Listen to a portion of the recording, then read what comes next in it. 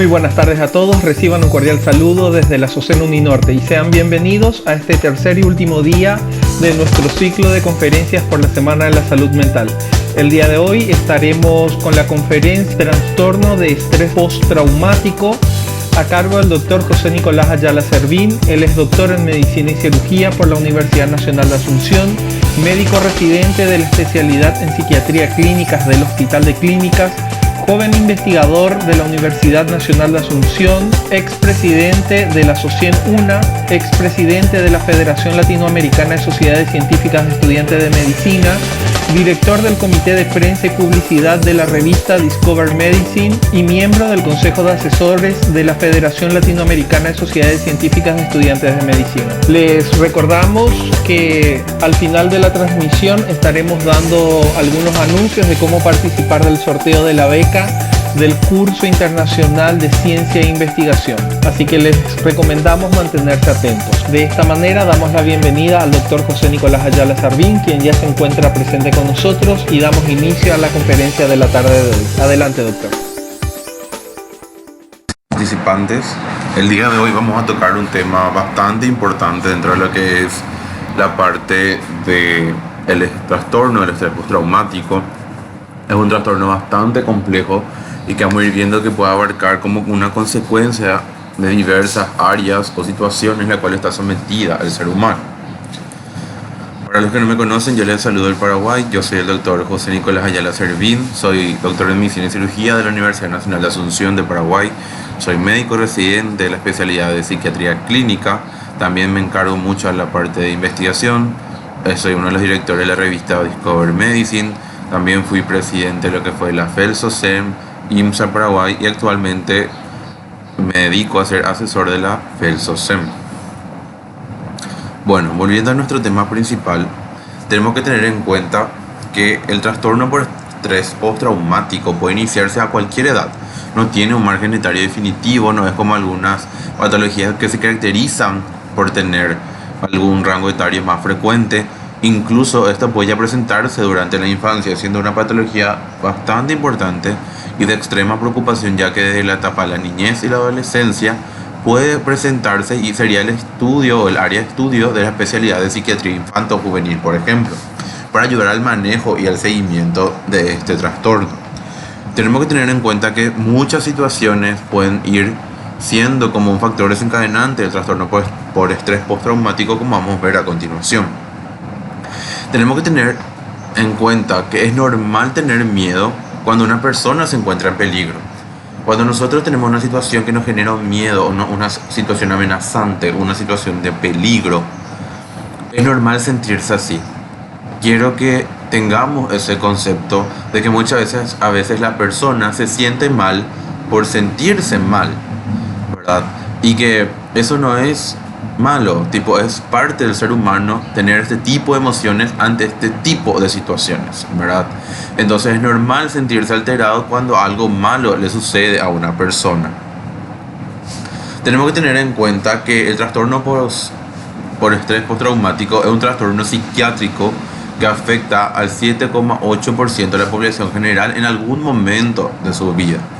La prevalencia de trastorno de estrés postraumático es justamente medio diferente de acuerdo a lo que sería el sexo de la persona. En el caso de los hombres y las mujeres, siempre ahí comparten como primera causa la violación, siendo justamente el factor desencadenante o el tipo de trauma que genera posteriormente el trastorno de estrés postraumático.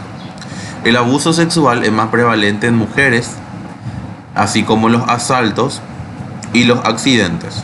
Pero tenemos que tener en cuenta que los desastres naturales, por ejemplo, que es algo muy importante destacar porque es algo que el ser humano no tiene, obviamente, complejo debido a que se ve el medio ambiente y la naturaleza, tienen estructuras similares en ambas personas, siendo justamente un hecho que incluso pueden fijarse, los desastres naturales en el sexo masculino tienen mayor prevalencia, es decir, que tiene un nivel bastante interesante y un nivel bastante loable en cuanto puede afectar a la salud mental de la persona.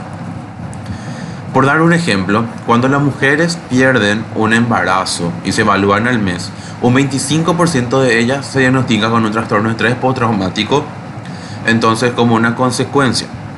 Y esta cifra posteriormente se reduce al 7% a los 4 meses con un correcto seguimiento y tratamiento. Es decir, acá esto nos da como primera línea que es algo que se puede manejar pero con una correcta intervención. Y tenemos que tener en cuenta que esta investigación, por ejemplo, nos hace destacar que estos resultados permiten incluir que la pérdida del producto del embarazo para estas personas fue el acontecimiento traumático o el factor desencadenante. Tenemos que tener en cuenta que obviamente tiene un impacto social. Es un problema de salud pública por las implicaciones sociales y económicas que genera la persona. Le genera situaciones incapacitantes y altera su funcionalidad social, laboral, académica, entre otras. Hay que tener en cuenta que el 13,9% solicita atención médica y de un grupo de 6,6% justamente está a cargo de un primer nivel de atención médicos generales y un 7,3% en un especialista de salud mental.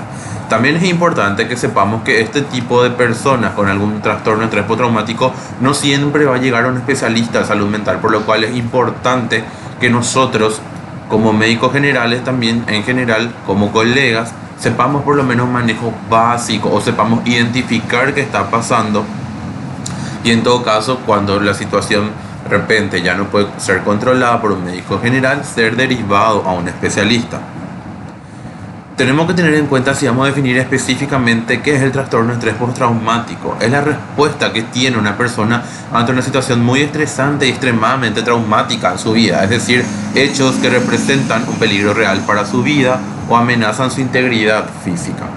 Tenemos que destacar que en las personas que lo sufren son frecuentes las pesadillas que rememoran la experiencia trágica vivida en el pasado. Las pesadillas que tiene la persona de ese hecho que le hace rememorar son cruciales y característicos del trastorno de estrés postraumático. Las personas reviven, incluso en algunos casos se revictimizan en la situación a través de las pesadillas, porque justamente están en constante repetición de ese hecho como que fue el factor desencadenante o que marcó sus vidas específicamente. Tenemos que tener en cuenta que el trastorno de estrés postraumático hay síntomas que se asocian a él. Por ejemplo, la depresión, la ansiedad y las alteraciones cognitivas. Tenemos que tener en cuenta que justamente los síntomas, según el libro de DSM-5, que es un manual de identificación de patologías del área de salud mental, dice que la duración mínima de los síntomas es de un mes. Hay que tener en cuenta que el trastorno por estrés agudo es un diagnóstico para aquellos pacientes en los cuales los síntomas aparecen en el transcurso de 4 semanas siguientes al suceso traumático, es decir, 4 semanas posteriormente a que ocurrió el factor desencadenante, ya el paciente puede presentar síntomas en los cuales los síntomas pueden durar incluso de días a semanas. Hay que tener en cuenta que hay una comorbilidad marcada en ciertas situaciones especiales que tenemos que tener en cuenta que si por ejemplo tenemos una persona que hace poco pasó por ejemplo por un desastre natural y va a presentar estrés postraumático con probabilidad, tenemos ciertas comorbilidades que hacen que la persona pueda presentar con mayor frecuencia o con mayor intensidad. Por ejemplo, el abuso de alcohol en hombres en un 51%, personas que ya tengan un trastorno depresivo mayor de base o hombres que tengan trastornos de la conducta, también personas que tengan una fobia simple o una fobia social, mujeres que tengan inconvenientes con el abuso de alcohol y también la presencia de agorafobia en mujeres. Tenemos que tener en cuenta, yéndonos un poco a la parte más química, que vamos a tener algunas alteraciones neurobiológicas. Dentro de las alteraciones neurobiológicas que nos pueden explicar por qué está sucediendo esto, vamos a encontrar bajos niveles de cortisol libre en la orina y altos niveles de adrenalina y noradrenalina en la orina, según el estudio de Mason y sus colaboradores. También hay una actividad aumentada noradrenérgica central y una elevada actividad dopaminérgica en el tronco cerebral, según los estudios de Charnes y colaboradores. La elevación del número de receptores glucocorticoides en los linfocitos que correlaciona de forma positiva con la gravedad del TEP, según la investigación de Yehuda y colaboradores. Entonces acá podemos ver que hay varias alteraciones neurobiológicas, una alteración marcada en la secreción de neurotransmisores, así como una presencia o alteración en los receptores de ciertos tipos celulares específicos que incluso se pueden correlacionar con la gravedad del cuadro. Tenemos que tener en cuenta que hay un aumento del feedback, o sea, de la retroalimentación negativa del eje hipotálamo hipofisario adrenal, con un aumento de GRS y una disminución del cortisol plasmático. Entonces se genera por ende un desbalance en la secreción de noradrenalina y de opioides en el núcleo cerúleo, según también lo que explica Burgess Watson y sus colaboradores en su investigación. Tenemos que tener en cuenta que la situación que dispara el TEP, el trastorno de estrés postraumático, es de una naturaleza extremadamente y extraordinariamente amenazadora, catastrófica para esa persona.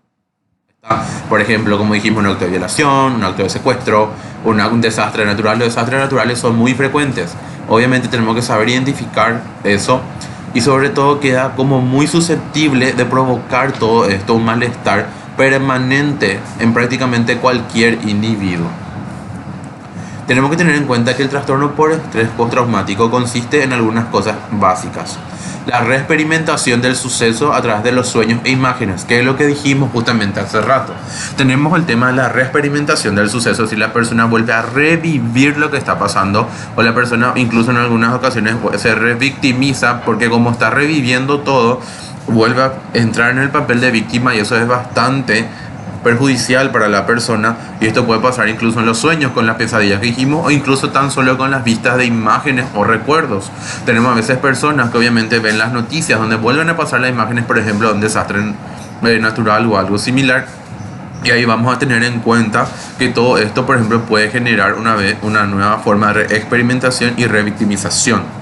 También consiste en evitar de cualquier cosa que le recuerda al evento traumático. La evitación de la persona es bastante grande y frecuente, y hay sobre todo una respuesta embotada a estímulo, es decir, la persona tiene un aplanamiento emocional. Como dice su nombre, aplanamiento, está aplanado, no responde a nada, evita cualquier tipo de situación que puede ponerle en peligro o exponerle a revivir otra vez la misma situación. Y sobre todo muchas veces está en estado de hiperalerta, porque el estado de hiperalerta le ayuda a estar como en un modo de defensa antes de evitar volver a revivir y pasar por todo eso que está sucediendo. Tenemos 4 grupos de síntomas básicos que tenemos que determinar, que son bastante importantes. Como dijimos, la reexperimentación. La reexperimentación es vivir nuevamente lo sucedido. La persona puede reexperimentar a través de sus sueños, o se imagina nuevamente el suceso, o al ver imágenes. También tenemos la evitación.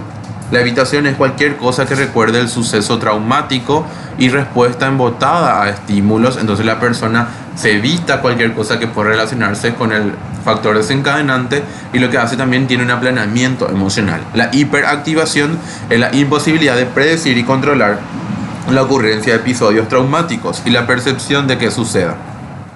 Y tenemos obviamente alteraciones negativas persistentes en la parte de la cognición y en el estado de ánimo, con un decaimiento final del mismo.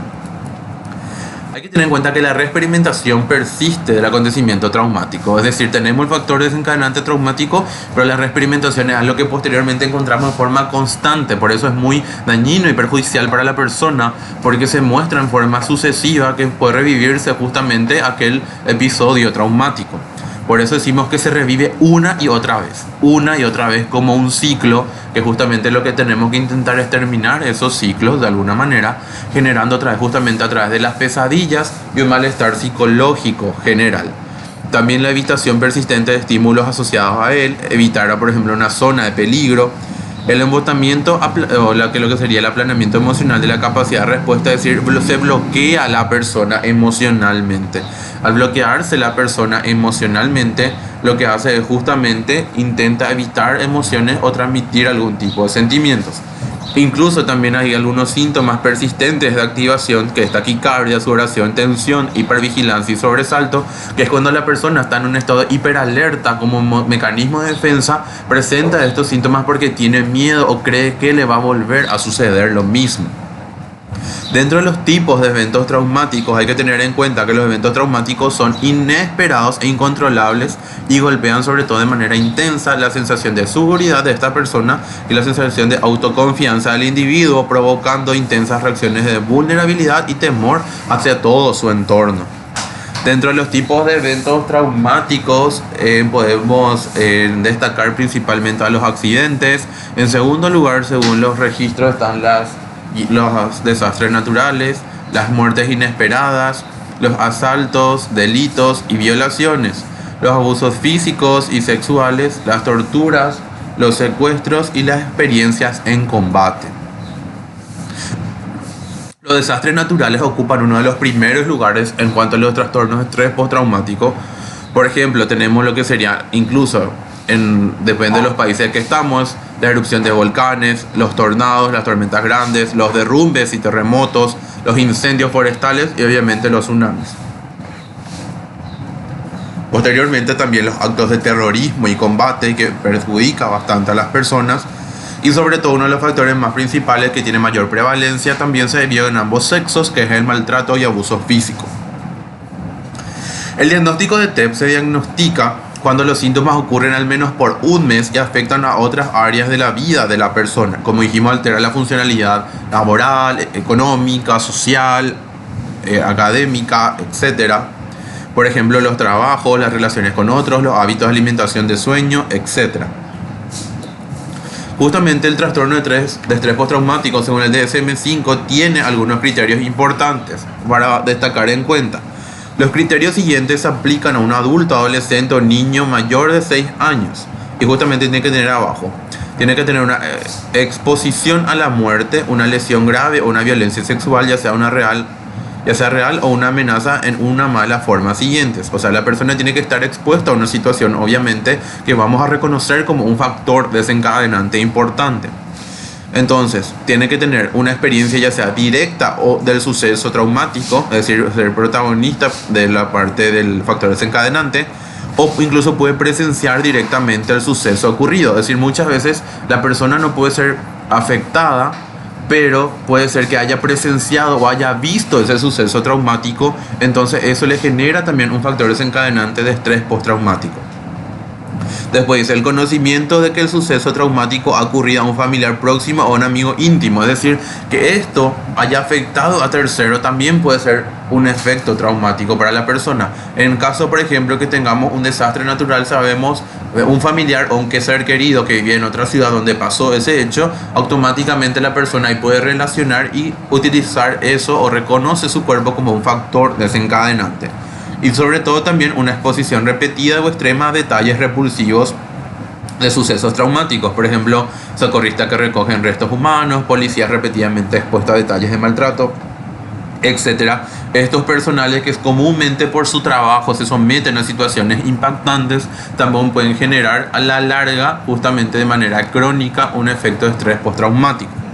Hay que tener en cuenta que la presencia de uno de más de estos síntomas justamente que intervienen en lo que sería la parte del estrés postraumático, que son por ejemplo los recuerdos angustiosos recurrentes, involuntarios e intrusivos. Es decir, la persona vuelve a tener, como dijimos, sí ese recuerdo de ese factor desencadenante, pero es involuntario, es recurrente, es intrusivo, que quiere decir que interviene y le molesta a la persona en cualquier momento. Hay sueños angustiosos recurrentes con el contenido y afectación del sueño. Es decir, como dijimos, las pesadillas son bastante frecuentes y es muy característico del trastorno de estrés postraumático, donde se revive el hecho principal. E incluso hay reacciones disociativas. ¿Qué quiere decir eso? Reacciones disociativas es donde la persona se llega a desconectar, puede desconectarse del mundo real, puede desconectarse de él mismo como persona, como una consecuencia o un mecanismo de defensa muchas veces del cuerpo humano ante la situación de estrés postraumático. Obviamente todo esto va a generar un malestar psicológico intenso y prolongado en las personas al exponerse ante cualquier tipo de situación, y también va a alterar sus reacciones fisiológicas de una manera intensa.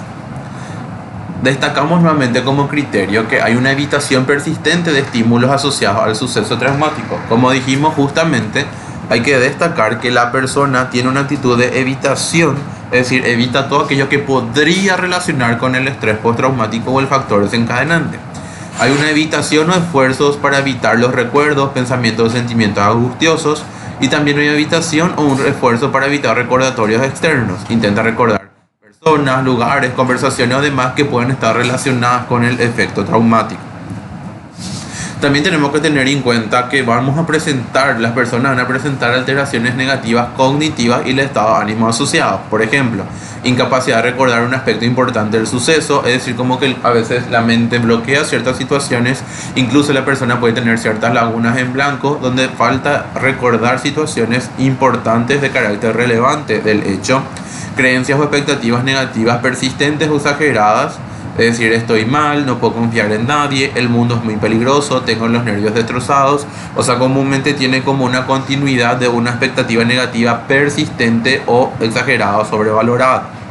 Puede tener una percepción distorsionada persistente a causa de las consecuencias del suceso, es decir, siempre, por ejemplo, tener una mentalidad negativa de forma persistente, como que ya nada va a mejorar, y todo es como una consecuencia per se del hecho. Puede tener un estado emocional negativo persistente, miedo, terror, enfado, culpa, ira o incluso sensación de vergüenza o venganza. También puede tener una disminución importante en el interés o la participación de actividades significativas, sentimiento de desapego o extrañamiento a los demás e incapacidad persistente de experimentar emociones positivas, por ejemplo, felicidad, satisfacción o sentimientos amorosos. También hay una alteración importante de la alerta y la reactividad asociada a los sucesos. Por ejemplo, comúnmente la persona puede presentar un comportamiento irritable, es decir, se enoja con mayor facilidad y arrebatos de furia. Puede tener un comportamiento imprudente o autodestructivo, en muchas ocasiones pueden hasta autolesionarse, estar en un estado de hipervigilancia y puede tener una respuesta a sobresaltos de manera exagerada y exorbitante. Puede presentar problemas de concentración y también alteraciones del sueño. Las alteraciones pueden ser dificultad para conciliar el sueño, es decir, puede tener alteración para empezar a dormir o para el mantenimiento o continuar el sueño. Duerme todo entrecortado y comúnmente esto está relacionado a las pesadillas, y obviamente el sueño va a ser inquieto y no reparador.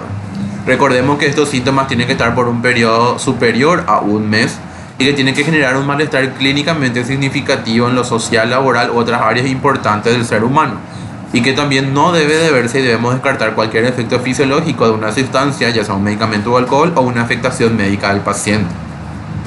Estos fueron justamente los criterios, entonces por eso de repente son tan estructurados, pero son todo para que podamos ver mejor lo que hablamos al inicio de la charla. Estos son los criterios con los cuales nosotros podemos decir una persona está pasando por un trastorno de estrés postraumático posterior a una situación importante. Tenemos que tener en cuenta que podemos ver algunos diagnósticos diferenciales. Dentro de los diagnósticos diferenciales tenemos el trastorno adaptativo. El trastorno adaptativo, como dice su nombre, es un trastorno de adaptación. Es decir, la persona está bien, presenta un hecho que desadapta o que le ayuda justamente a descompensar de su rutina normal, y eso genera una situación de estrés, una alteración con síntomas del estado de ánimo, del sueño, irritabilidad de tipo cognitivo-conductual importante en la persona, porque la persona tiene dificultad para adaptarse, como dice su nombre, a esa nueva situación que se le presenta. Pero ¿qué pasa? Cuando esa nueva situación que se le presentó al ser humano para adaptarse se retira o ya no existe, la persona vuelve a su estado normal con facilidad. Y ahí lo que se diferencia del estrés postraumático. ¿Por qué? Porque si bien los hechos, por ejemplo los desastres naturales, los casos de abuso, violación, secuestro y demás, son hechos inesperados y demás, no es que cuando eso haya terminado la persona vuelve a su estado basal, sino que el malestar sigue siendo persistente y hay una continuidad importante. El trastorno de estrés agudo son cuadros de estrés, como dice, agudos por poco tiempo. Recordemos, como dijimos ahora, que el estrés postraumático ya tiene una duración de más largo tiempo. El trastorno excesivo convulsivo, puede haber trastorno de simulación, y siempre hay que descartar cualquier otro trastorno mental, una enfermedad médica o un efecto fisiológico de una sustancia de abuso, ya sea alcohol o una droga ilícita, porque eso también de repente puede generar o ser un factor gatillante o desencadenante para el trastorno de estrés postraumático.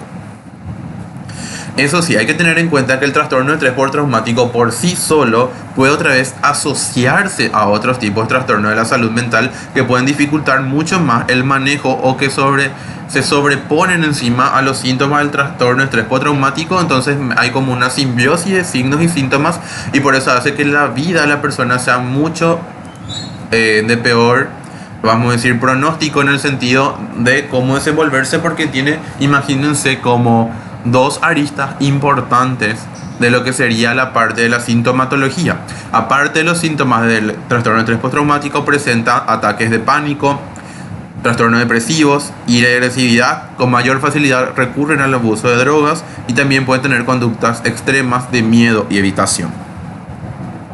Tenemos que tener en cuenta, con respecto al manejo del trastorno de estrés postraumático, se vio que con mejor resultado a la larga, tenemos que tener en cuenta que la terapia cognitivo-conductual, que es un tipo específico de psicoterapia que estuvo justamente establecida por Pavlov y Skinner, justamente se basa lo que hace es basa en la modificación de los patrones, los pensamientos distorsionados que tenía esta persona tras el hecho y en el entrenamiento de habilidades de solución de problemas. Entonces le da a la persona justamente apoyo cognitivo y también interviene en una fase conductual para que la persona adquiera una habilidad para resolver esos problemas, ayude sobre todo con el problema de los manejos de ansiedad y la inoculación del estrés, y sobre todo ayuda sobre todo lo que es la parte cognitiva en la modificación de los patrones de esos pensamientos intrusivos que son de carácter molesto, y justamente para las personas para poder modificar esa forma y ayudar justamente a esa parte.